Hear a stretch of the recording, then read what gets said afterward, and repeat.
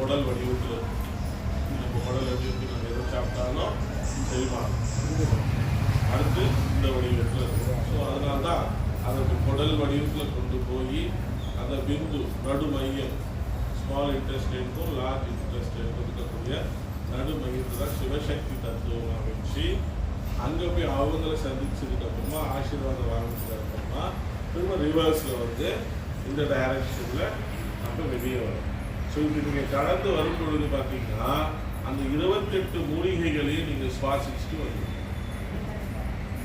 அதனால தான் அது இறை மருத்துவமனை. இப்போ இதற்கு மகுடம் சேர்த்தா போல மேல கலசத்தில் நம்ம என்ன பண்ணுறோம், சிவனுக்கான 11 மூலிகைகள், அந்த 11 ருத்ர பாராயணத்தில் சொல்லக்கூடிய அந்த மந்திரங்களோட அதுக்கு உரு ஏற்றி அதற்கான யந்திரங்களை அதற்குள்ள வச்சு அந்த வடிவமைப்பு ஒரு சக்தியை மெருகூட்டி உள்ள வில்வம், நவவில்வம், அம்பாள் பார்வதிக்குரிய மூலிகைகள் அத்தனையும் 10 சொரூபமாக உருவெடுத்திருக்கிறானா, ஒவ்வொரு சொரூபத்துக்கும் ஒவ்வொரு காளி மாதாவா ஒன்று, பாதகியா ஒன்று, அப்படி 10 ரூபத்தையும் எடுத்து கூட சிவனுடைய 5 ரூபங்கள், அந்த 5 ரூபத்தையும் சேர்த்து பிரதானமாக எல்லாத்துக்கும் சேர்ந்துருக்குது நவரூபம்.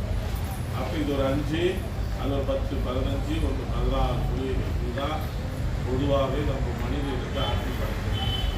அப்போ இந்த 16ஐயும் நம்ம உள்ள பதப்படுத்தி இருக்கிறப்ப இதான் பூஜிக்க மந்திர சக்தி உள்ள இருக்கிற எந்திரம் கிரகிக்கும். ரைட்டா?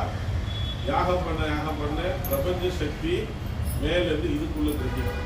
இது ரெண்டும் ஒன்று சேர்றப்ப அந்த மூலிகையினுடைய வாசம், அது இருக்கக்கூடிய தன்மை, அதை சுற்றி வரும்போது அவருடைய சுவாசத்தில் சுவாசிக்கிற பொழுது எப்பேற்பட்ட அந்த லங்ஸ் சம்பந்தப்பட்ட மனக்குழப்பம் சம்பந்தப்பட்ட வயிறு சம்பந்தப்பட்ட கோளாறுகள் எல்லாமே அந்த மூலிகை தோட்டத்தை கடந்து வரும்பொழுது அவங்க சரியாயிடுவாங்க. அப்போ உடனே நாளைக்கு குடும்பம் போயிட்டு ரன்னிங் ரேஸ் போய் சரியாகலையே நாட்டு மருந்து கொடுத்தா கூட சாப்பிட்டு 3 டோஸோ 10 டோஸோ சாப்பிட்டா தான் சரியாகும்.